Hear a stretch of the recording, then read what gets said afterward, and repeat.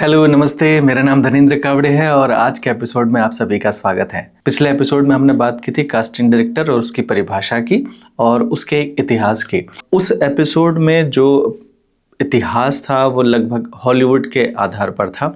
अगर हम इसको बॉलीवुड के आधार पर तुलना करने की कोशिश करें तो बॉलीवुड में कास्टिंग डायरेक्टर शब्द बहुत सालों बाद आया। 1950 के दशक में जब हॉलीवुड में कास्टिंग डायरेक्टर शब्द इजाद हुआ और 1968 में काफ़ी जद्दोजहद के बाद कास्टिंग बाय क्रेडिट भी फिल्मों में आने लगा, तब तक भारतवर्ष में कास्टिंग डायरेक्टर शब्द जैसा कोई भी एक शब्द नहीं था। उस समय बॉलीवुड में अब भी कास्टिंग का क्लासिक तरीका ही चल रहा था, यानी कि जो डायरेक्टर होते थे वो ही अपनी फिल्म की कास्ट अपने तरीके से करते थे, क्योंकि उन्हें पता होता था कि हाँ, कौन सा कैरेक्टर मुझे किस तरह का चाहिए, कौन सा अभिनेता इसको बहुत अच्छे से कर पाएगा, या अभिनेता जो मुझे सजेस्ट किया गया है उसमें क्या वो क्षमताएं हैं या मैं किस और तरीके से वो काम करूँगा। क्योंकि एक निर्देशक का अपना एक विजन है, उस विजन के आधार पर वो अपनी सारी कास्ट चुनता था।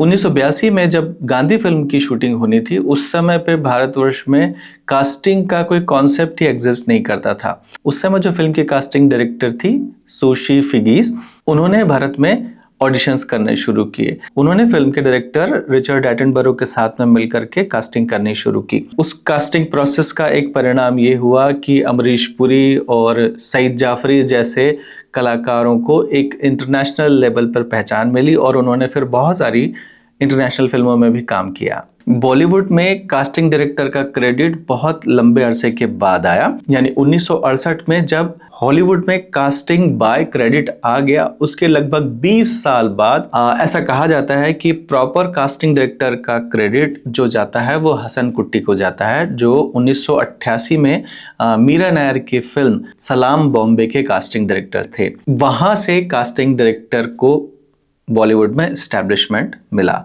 उसके बाद 1994 में शेखर कपूर जी की फिल्म आई बैंडिट क्वीन, जिसमें फिर कास्टिंग डायरेक्टर को एक प्रॉपर एस्टैब्लिशमेंट का मौका मिला और उस समय त्रिगमांशु धूलिया, जिनको एक्टर और डायरेक्टर के रूप में भी जानते हैं, उन्हें प्रॉपर कास्टिंग डायरेक्टर का एक क्रेडिट मिला था। तो इस तरीके से इन दो फिल्मों के माध्यम से बॉलीवुड को कास्टिंग डायरेक्टर की पहचान मिली।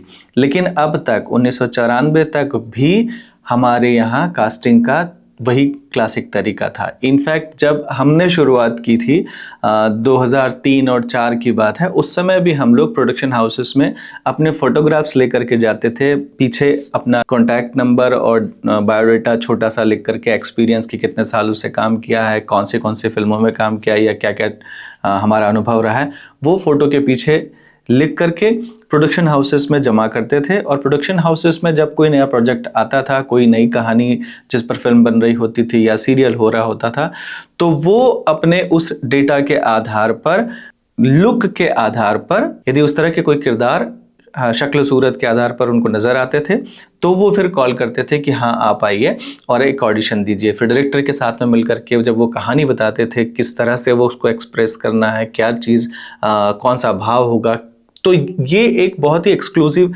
आपका ऑडिशन होता था और उस ऑडिशन के आधार पर फिर आपको चुनाव होता था या नहीं होता था। इसमें अधिकतर कास्टिंग की जिम्मेदारी डायरेक्टर के असिस्टेंट या फिर प्रोडक्शन की होती थी, जो निर्देशक या फिर राइटर के साथ में मिल करके किया करते थे। तो कई बार ये होता है कि वो जिन लोगों को जानते हैं या जिन्होंने उनके साथ में काम किया है, उन लोगों का डेटाबेस उनके पास में है, उसी आधार पर वो उन लोगों को बुलाते हैं और उस आधार पर वो फिल्मों की कास्टिंग करते हैं। बहुत लंबे अरसे तक के बॉलीवुड में कास्टिंग डायरेक्टर की बजाय कास्टिंग एजेंट का ज़्यादा बोलबाला रहा, क्योंकि उन लोगों के पास में एक कॉन्टैक्ट्स होते थे, एक पूरा डेटाबेस होता था कि कौन कौन किस किस तरह के एक्टर्स हैं, कौन सी स्पेशलिटीज़ हैं उनकी, वो उस आधार पर पूरा एक डेटा बना करके रखते थे। और जब कोई प्रोडक्शन हाउस उनसे किसी एक विशेष प्रकार के डिमांड के साथ में उनके पास में लेकर के जाता था, तो वो डेटाबेस में से उन एक्टर्स का नाम सजेस्ट करते थे। ये जो कास्टिंग एजेंट होते थे, ये कास्टिंग एजेंट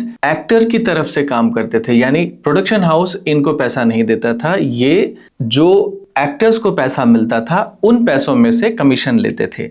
सो ये एक एक्टर के लिए फायदे का सौदा होता था, क्योंकि एक्टर को जितना ज्यादा पैसा मिलेगा उतना कास्टिंग एजेंट को भी पैसा मिलेगा, उसका परसेंटेज। अब मामला थोड़ा सा विपरीत हो गया, क्योंकि production houses directly casting director को पैसा देते हैं, तो कास्टिंग डायरेक्टर का इंटरफेयर एक्टर के सैलरी को लेकर के बहुत ज़्यादा नहीं होता है, क्योंकि उन्हें अपनी राशि मिल रही होती है। तो अगर कम पैसे में भी काम करेगा तो भी उन्हें कोई फर्क नहीं पड़ता है। ये नेगोशिएशन अक्सर एक्टर के लिए उल्टा ही साबित होता है। इस पर हम विस्तार से एक और एपिसोड में बातचीत करेंगे। 2012 में आई फिल्म गैंग्स ऑफ वासेपुर के बाद कास्टिंग डायरेक्शन को लेकर के एक बहुत ही पॉजिटिव एटीट्यूड आया, जिसके बाद से कास्टिंग डायरेक्टर का ऐसे कहा जा सकता है कि स्वर्णिम अध्याय शुरू हुआ, और अब अधिकतर कास्टिंग जितनी भी फिल्मों की होती है वो कास्टिंग डायरेक्टर के माध्यम से ही होती है।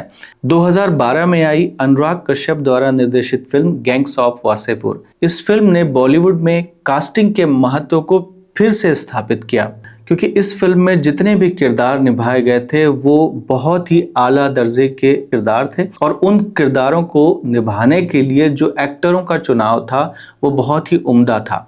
इसलिए आप देख सकते हैं कि उनमें से बहुत सारे ऐसे एक्टर हैं जो आज बॉलीवुड में बहुत नाम कमा रहे हैं और स्टैब्लिश हैं। इस फिल्म की कास्टिंग का श्रेय जाता है मुकेश छाबड़ा को। इसमें टाइटल लिखा गया था कास्टिंग बाय मुकेश छाबड़ा। ये कहा जा सकता है कि इस फिल्म के बाद से बॉलीवुड में कास्टिंग डायरेक्टर्स को लेकर के एक गंभीर नजरिया पैदा हुआ और उनके महत्व को समझा जाने लगा।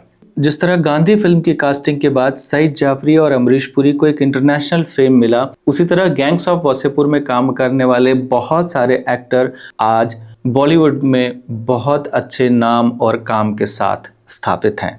आज भी बहुत सारे ऐसे प्रोडक्शन हाउसेस हैं जो कास्टिंग डायरेक्टर्स को हायर नहीं करते, खुद ही काम करते हैं।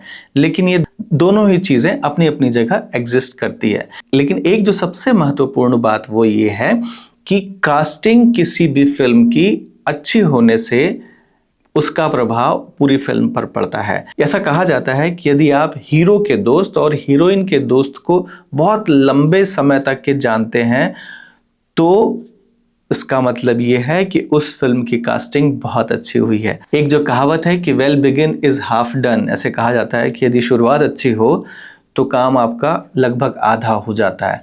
कास्टिंग उसमें से एक भाग है कि यदि फिल्म की कास्टिंग आपने बहुत अच्छी की है तो फिल्म अच्छी बनने की आधी संभावना तो पूरी हो जाती है। आज के लिए बस इतना ही, फिर मिलते हैं नेक्स्ट एपिसोड में। चैनल को यदि आपने सब्सक्राइब नहीं किया है तो प्लीज़ सब्सक्राइब कर लीजिएगा। यदि आपका कोई कमेंट है तो प्लीज़ कमेंट बॉक्स में लिखिएगा। ये वीडियो अगर अच्छा लगा हो तो प्लीज़ लाइक कर दीजिएगा और लोगों के साथ में शेयर भी कर सकते हैं। बेल आइकन को दबाने से आपको नोटिफिकेशन मिल जाएगा अगला एपिसोड जब भी हम डालेंगे। तो फिर मिलते हैं नए एपिसोड के साथ में कास्टिंग डायरेक्शन को लेकर के एक और नए भाग में। तब तक के लिए नमस्कार।